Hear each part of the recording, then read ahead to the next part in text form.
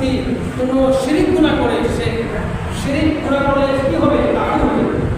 ওয়ালা ইয়াউদুহু হিফযুহুমা ওয়া হুয়াল আলিয়্যুল আযীম।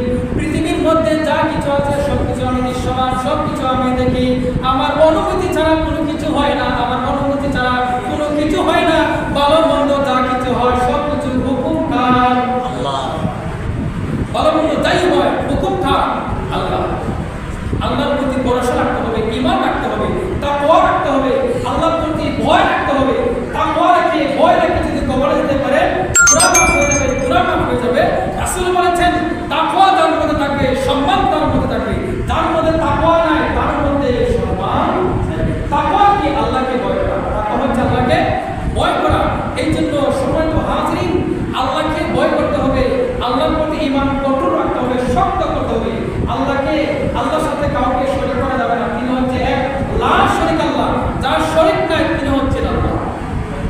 যার শরীক নাই তিনি হচ্ছে আল্লাহ। যিনি সর্বশক্তিমান, সবকিছু দেখেন এবং জানেন, শুনেন, তিনি হচ্ছেন আমার আল্লাহ। আল্লাহ তাআলা আমাদেরকে কঠোর ঈমান এবং ঈমানদার হয়ে, ঈমানদার